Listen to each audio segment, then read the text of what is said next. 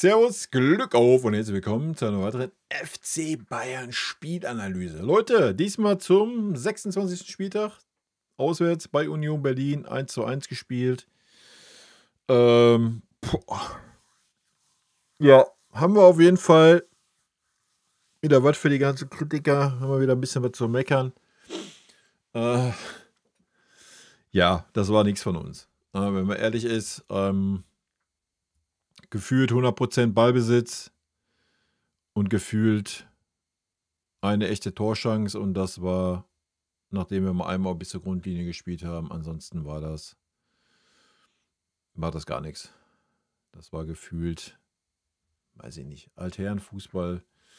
Die erste halbe Stunde war es noch wirklich gut. Da waren wir noch sehr fickerig, das heißt sehr variabel, sehr lauffreudig. Das war dann alles, umso länger das Spiel ging, umso weniger lauffreudig waren wir, umso statischer waren wir vorne. Wenn mal was gefährlich wurde, wie immer, ging es über Michael Olise. Das war der einzige Spieler, der mal eine Idee hatte. Alle anderen waren einfach ideenlos. Ja. Warum man da nicht reagiert hat als Trainer, I don't know. Frag mich nicht. Ist für mich ein Unding.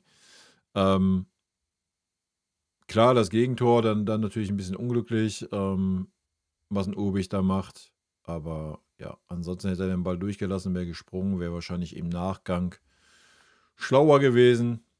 Leute, ist ein junger Torwart, ja, dem musst du diese Fehler zugestehen. Und ja, ganz ehrlich, dass du das Spiel so gestaltest und mit Mühe und Not da ein Tor erzielst, ja, sorry. Ja, dass du dann auch noch defensiv wechselst, nachdem du das Tor erzielt hast, war dann vielleicht einfach die Karma-Schelle. Ja, war dann einfach die Karma-Schelle, die man gekriegt hat. Keine Ahnung. Ja. Ich habe es ja vorher gesagt, dass ich das nicht erwarte, dass Union so spielt. Das ist schon wild. Hätte ich nicht erwartet, dass Union wirklich zu 110% sich hinten reinstellt. Das haben sie getan. Haben das gut getan, beziehungsweise wir haben einfach keine Ideen gehabt. Ja, erste Halbzeit, also wir haben bis zum 16er gut gespielt, danach Ende. Ja, letzte Drittel einfach keinerlei Ideen, aber auch keinerlei Variation drin. Wie gesagt, wenn es gefährlich wurde, wenn halt Michael mal so einen Ball gespielt hat, einfach in den Raum rein. Ja, da gab es auch noch eine Musiala-Chance. Das war wie immer der einzigste Spieler, der überhaupt eine kreative Idee hatte, die auch mal nicht nur Schema F ist, worauf Union sich halt perfekt eingestellt hat. Ja, das muss man ganz klar so sagen. Ja, bist du selber schuld. Ne? Und das Spiel war jetzt ohne Rotation, um das auch mal klar zu sagen. Ne? Weil man das ja gegen Bochum so kritisiert hat. Ja, das war heute auch nicht besser. Ja. Also, keine Ahnung. Weiß ich nicht. Schwer zu sagen, woran es liegt. Wie gesagt, ja, das war natürlich ein Torwartfehler, alles gut.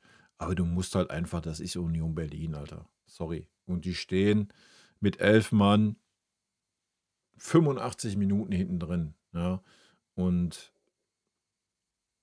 die Mannschaft ist jetzt lang genug zusammen, der Trainer ist lang genug da, da musst du eigentlich einfach mal Ideen entwickeln, wie du gegen solche Spieler, gegen solche Gegner dann spielst. Ja, weil das ist ja nicht das erste Mal diese Saison. Und das ist auch nicht das erste Mal, dass wir keinerlei Ideen hatten. Ja, wenn ein Gegner gut verteidigt. Und Union hat heute gut verteidigt. Muss man nicht fühlen, muss man nicht schön finden, tue ich auch nicht. Aber sie haben halt einfach gut verteidigt. Ja, und wir haben einfach keine Ideen gehabt und waren, ja, Ballbesitz, Ballbesitz, Ballbesitz und nichts. Ne? Und daher ist am Ende des Tages, kommt dann so ein Ergebnis zustande. Ne? So ist es halt. Ja, wir werden sehen, ob Leverkusen morgen gewinnt. Dann sind 6 Punkte, alles gut. Ist jetzt nicht super wild. Ich denke, du kannst auch bei Union mal einen Unentschieden spielen, darum geht es gar nicht. Aber wenn du weiterhin nicht endlich mal einen Schlüssel findest für solche Art Spiele, dann könnte es nochmal wild werden. Ja. Wie gesagt, Leverkusen muss noch mal abwarten, wie es ohne Wirtz da läuft. Die haben ihr Spiel auch noch nicht gewonnen, aber trotzdem, also Waren auf jeden Fall 2 verschenkte Punkte, ja. Und das nicht, darum, wie das Tor jetzt zustande gekommen ist, halt einfach, dass du nicht in der Lage bist, da mal ein zweites, drittes Tor zu machen. Ja, überhaupt mal Torchancen zu erspielen. Wir haben ja keine Torchancen erspielt. Das ist ja das. Geht ja nicht darum, dass wir die Torchancen vergeben haben. Wir haben halt einfach keine erspielt. Die Torchance vorher war, wo Michael den Ball in den Raum gespielt hat, wo Musiala reinläuft. So, das war unsere beste Chance bis dahin. Ja, das war es. Ja, dieser Schulterkopfball von Heavy Kane, wenn du den noch als Chance werten möchtest, that's all. Ja, und dann das Tor. Das war alles. Sonst haben wir nichts gehabt. Ja, und das ist halt einfach zu wenig. Das muss man mal ganz klar sagen. Ja, er ist recht bei dieser individuellen Qualität, die auch auf dem Feld stand.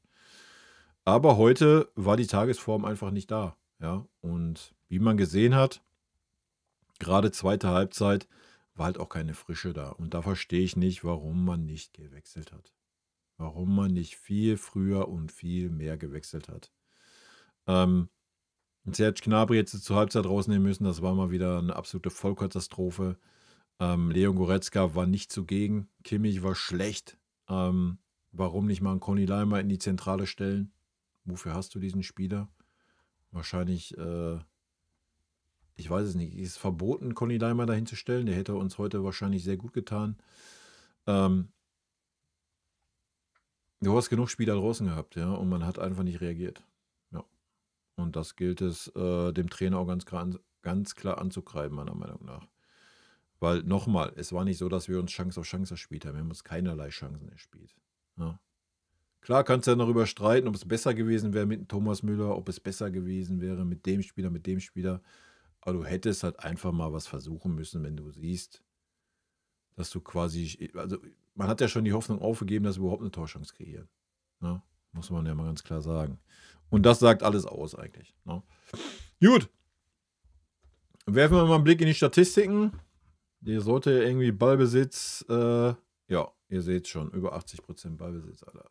Ich weiß nicht, hatten wir das diese Saison schon mal? Ist schon wild, oder?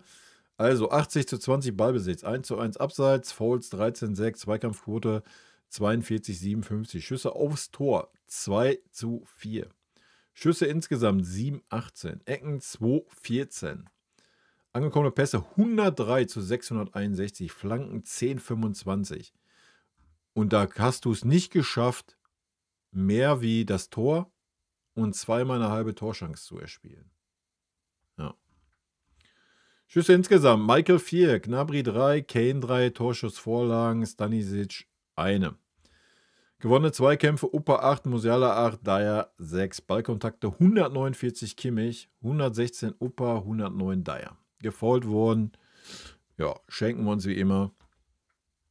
Gehen wir in die Benotung rein. Winnie heute von meiner Seite Note 5. Das war mangelhaft. Das war auch nicht ausreichend, das war einfach mangelhaft. Ja, weil er es einfach hingenommen hat, anstatt mal zu versuchen, Einfluss zu nehmen. Ja, das Einzige, was man gemacht hat, man hat einen Leroy Sané für einen Serge Gnabry gebracht. Wow, was ein grandioser Wechsel, um offensiv mal irgendwas zu ändern. Ja. Ich meine, er kann froh sein, dass dann das Union so geschlafen hat und ein Leroy dann da hingelaufen ist und den Ball eingeschoben hatte. Das hätte auch jeder andere Spieler gemacht, der da gestanden hat. Ja. Das war alles, was man geändert hat. Und dann wechselt man nach der 1:0-Führung, wechselt man einen Defensiven ein und nimmt einen Offensiven raus. Und dann nimmst du noch den Offensiven raus, der unsere Versicherung ist. Why? Es stand 1:0. Du kannst immer ein Gegentor kriegen. Ja, du kannst immer ein Gegentor kriegen. Wie du es dann gekriegt hast, war unglücklich. Ja, aber genau das passiert doch. Ja. Warum nehme ich dann den raus, der einzigste Spieler ist, der offensiv was kreiert? Und das war er heute wieder. Wenn nicht als direkter Vorlagengeber, damit der Idee davor. Ja. Auch beim Tor. Ja. Den nehme ich dann raus. Ich verstehe es nicht. Aber muss ich auch nicht. Von daher für mich Winnie heute Note 5. Gut, gehen wir rein. Urbich, ja. Urbich können wir natürlich heute nicht gut benoten mit dem Fehler, den er gemacht hat. Tut mir natürlich leid für den Jungen. Ist natürlich schade, weil so hat er ein gutes Spiel gemacht, fand ich. War ruhig, abgeklärt, hat natürlich auch nichts zu tun gehabt. Dann hat er den einen Schuss, der dann kam, aus Spitzenwinkel, hat er ja, zur Ecke gelenkt, alles gut. Ja. Hat aber vorher auch schon einmal durch den Strafraum geirrt. Da sah er schon nicht gut aus. Ja, da war das Tor leer. Und dann halt dieses Ding. Von daher bleibt mir da auch nur die Wahl, ihm eine Note 5 zu geben, weil das war dann auch mangelhaft. Ja. Was jetzt gar nicht so die Kritik an ihm sein soll, der ist ein junger Torwart, der muss Erfahrungen machen. Und die hat er heute gemacht. Ja. Punkt. Gut. Gehen wir es durch. Und damit sind wir auch schon in der Viererkette angekommen. Stanisic. Stanisic. Wie der Reporter sagt, hat mir heute gut gefallen eigentlich. Stani war echt okay.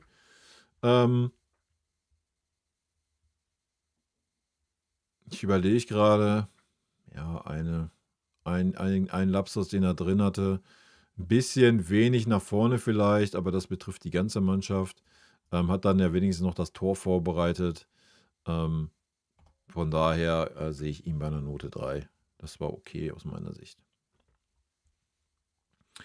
Gut, zunächst haben wir Opa. Ja, die Abwehrspieler heute zu benoten ist natürlich ein bisschen schwierig, weil Union ja eigentlich nicht zugegen war. Abgesehen von dem Tor. Ja, und danach nochmal gegen Ende hin dann 1, 2 Situationen oder halbe Situationen. Ansonsten, ja, die Abwehrspieler waren wenig gefordert. Opa war mehr im Aufbau gefordert wie irgendwas anderes. Ja. Von daher ist es relativ schwierig zu beurteilen. Bei dem Gegentor, ja, sahen irgendwie alle nicht gut aus da hinten. Ja, na klar, Urbich macht das Ding dann scharf, dass es in die Mitte geht. Aber da hätte auch jemand stehen dürfen. Ja, wenn wir ehrlich sind. Da hätte jemand stehen dürfen. Egal, ob es ein Innenverteidiger wäre oder ein defensiver Mittelfeldspieler. Ja, weiß ich nicht. Ansonsten hat Opa ein ordentliches Spiel gemacht. Von daher sehe ich ihn auch bei einer Note 3. Gut, dann haben wir Erbig. Ja, Erbig hat das gemacht, was Erbig immer macht. Erbig war aber auch nicht gefordert. Spielaufbau ist jetzt auch nicht so seins. Hat gute Diagonalbälle, die wir heute aber nicht gesehen haben. Von daher auch da kann ich relativ wenig Negatives sagen. Ist für mich auch eine Note 3. Ja, die Innenverteidiger ist nicht die Aufgabe, das Spiel zu gestalten. Ja, dafür sind andere Spieler auf dem Feld, die wir heute halt leider gar nicht gesehen haben. Aber da kommen wir noch zu. So, damit sind wir bei Fonzie Davis angekommen. Fonzie war heute schlecht. Ja, ich meine, den Querpass, wo der Union den Ball schenkt, hat er dann durch seine Schnelligkeit wiedergeholt. Ansonsten war Fonzie heute wirklich schwach. Wenig Ideen gehabt. Weniger wie Stanisic auf der anderen Seite.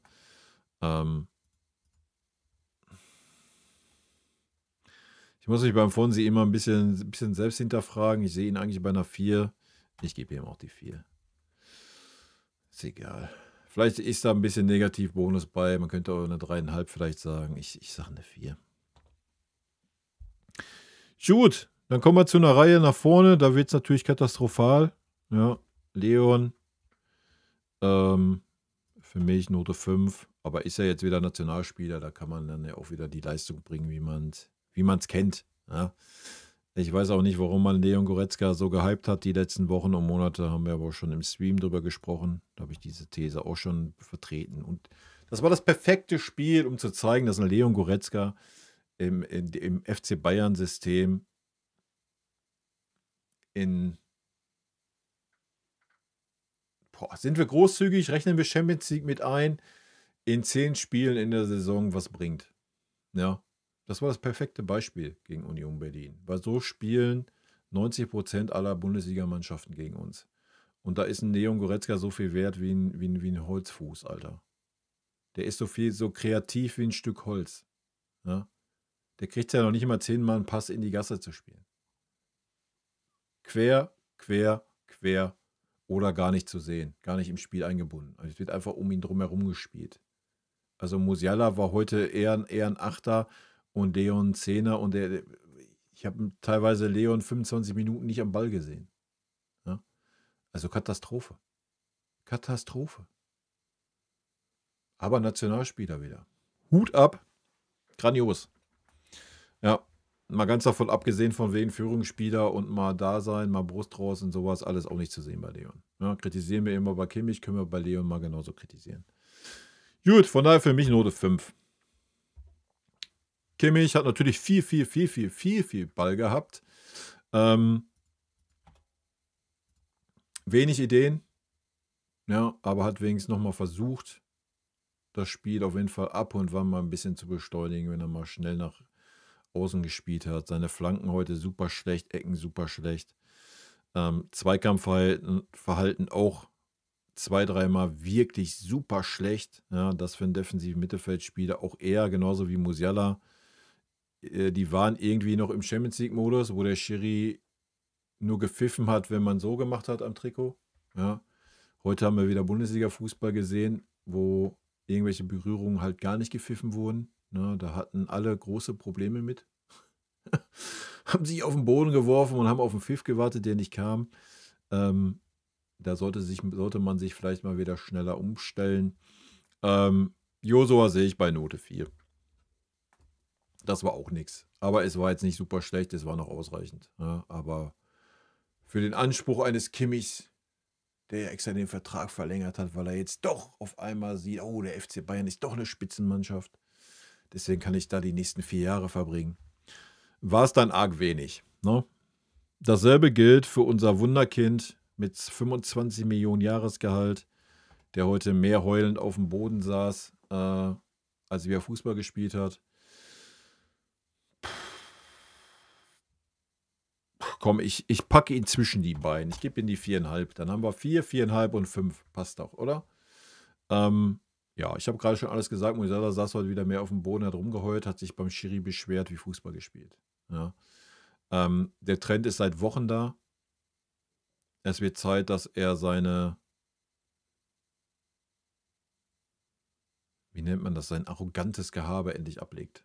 Hat er vorher nicht gehabt, bevor der Vertrag verlängert wurde? Habe ich nie gesehen bei Musiala. Er war immer, genauso wie Michael es ist, ein Spieler, der, ja, entweder hat er sich gar nicht erst fallen lassen und hat einfach weitergespielt oder wenn er sich hat fallen lassen, ja, alles gut, aufgestanden, den Ball genommen, geguckt, versucht das Spiel schnell zu machen, aber sich nicht dahingesetzt und getan, oh, es ist eine Majestätsbeleidigung, dass der Gegenspieler mit allen Mitteln versucht, mich aufzuhalten.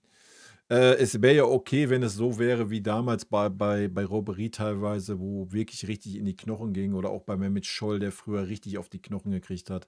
Das passiert ja nicht bei Musiala. Ja, der wird halt gehalten, ja, natürlich. That's all. Ja. Und irgendwie jeden zweiten, dritten Zweikampf, den er nehmen muss, fühlt er sich als, oh, nein, eigentlich dürfen die doch gar nicht in den Zweikampf mit mir. Die sind doch unwürdig. Ich setze mich auf den Boden und bin ein kleines Kind.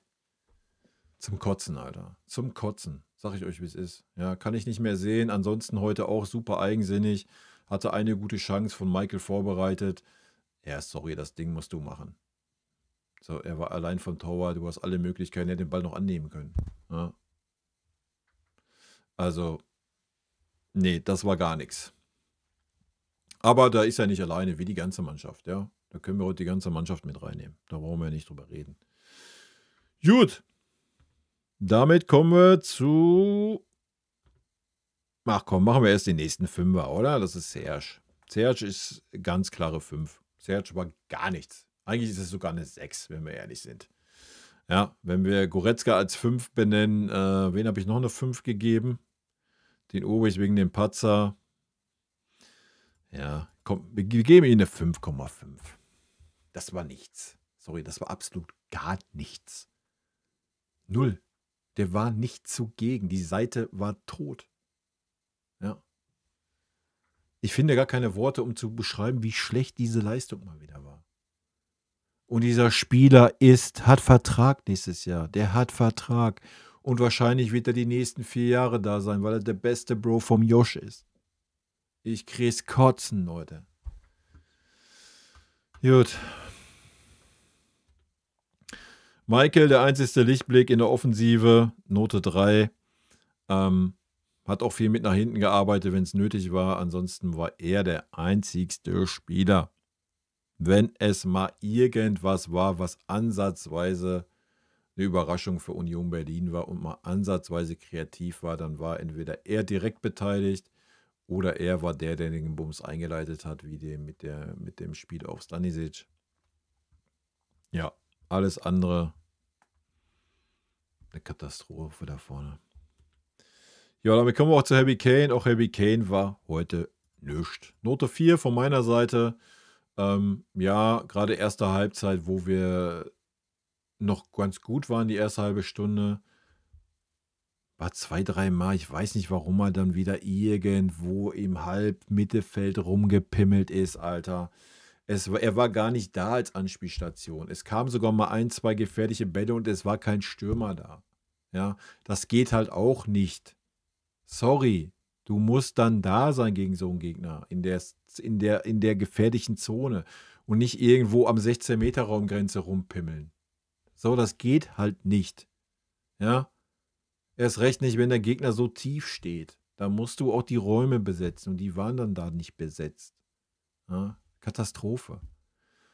Ich verstehe auch nicht, warum Harry Kane dann auf einmal auch außen war. Und das hatten wir beim Levi damals auch schon. Und dann flanken die rein auf wen?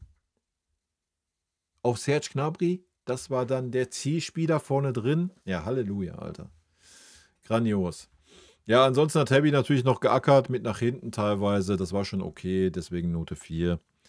Wenn wir die reine Offensivleistung benoten würden bei Harry Kane, wäre es auch eine 5 gewesen. Da brauchen wir nicht drum herum reden.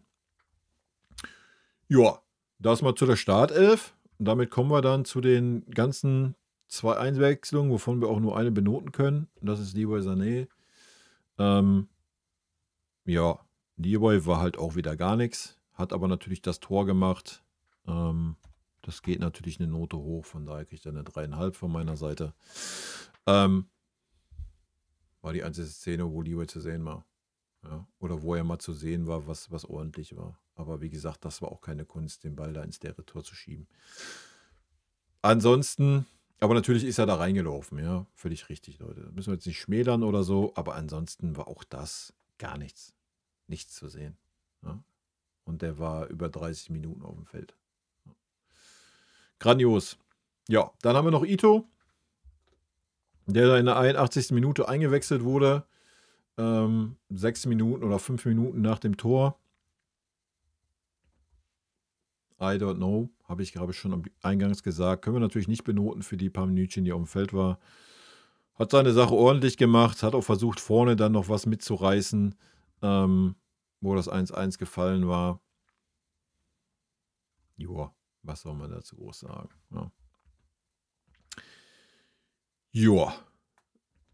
Das war ein Spiel zum Abgewöhnen. Auch erste Halbzeit teilweise. Umso länger das Spiel ging, umso langweiliger wurde es, muss man ganz klar sagen, weil umso ungefährlicher waren wir. Wie gesagt, bis zum 16er haben wir gut gespielt und dann Union stand gut. Wir haben keinerlei Ideen gehabt. Wir haben auch irgendwann keine Bewegung mehr gehabt. Wir haben abgeschaltet.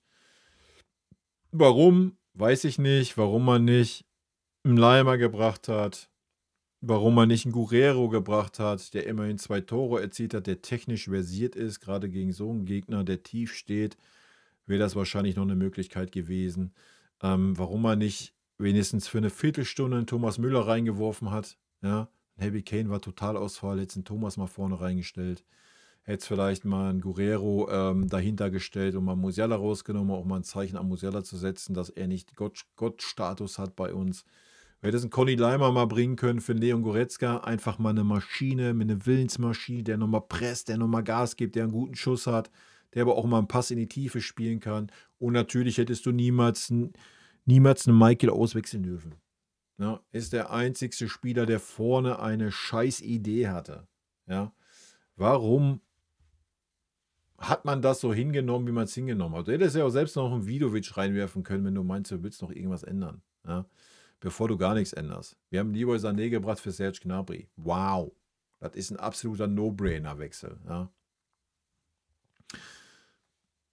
Und die Form, die Davis heute hatte, hat man gesehen, ja, er war nicht in Form. Das ist ja auch fein. Ja, die haben gegen Leverkusen gespielt, haben sich ausgepowert, alles ist gut. Ja. Dann bringen doch frische Leute. Ja. Also zweite Halbzeit hast du ja von Minute zu Minute gemerkt, dass wir weniger Fitness hatten. So. Dann bring doch andere Leute rein. Ich verstehe es nicht. Ja, du hast das doch gesehen, wo Leroy reinkam, wie viel Feuer ein Leroy dann für 5 Minuten gebracht hat, weil er einfach fit war, ja. Warum nur diesen einen Spieler? Also, keine Ahnung. Und dann noch so spät. Ja, wie gesagt, ein Zerchet zur Halbzeit rausgehört. Punkt.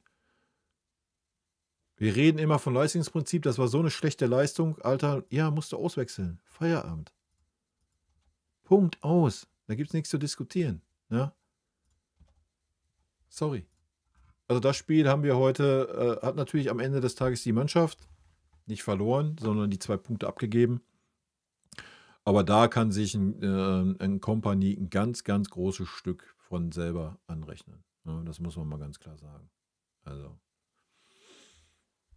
meine Meinung. Gut, Leute, das soll es gewesen sein. Zum Glück ist jetzt Länderspielpause. Wir werden den ganzen Bums am Montag, 18 Uhr, live auf Twitch nochmal ein bisschen Revue passieren lassen. Das Spiel gegen Bayer, werfen einen Blick voraus nach Inter und werden Union Berlin hier mal nachanalysieren. Und natürlich können wir darüber reden, dass wir immer noch keine zweite Idee haben. Ja? Wenn ein Gegner einfach gut verteidigt und tief hinten drin steht. Das gilt es zu besprechen. Ja, so sieht's aus. Leute, nichtsdestotrotz wünsche ich euch natürlich einen schönen Rest Samstag und einen schönen Sonntag. Und wie gesagt, wer Bock hat, Montag 18 Uhr live auf Twitch. Haut rein. Bis dann. Tschüssi. Vielen lieben Dank für euren Support hier auf dem Kanal. Und in diesem Sinne, gute Freunde kann niemand trennen.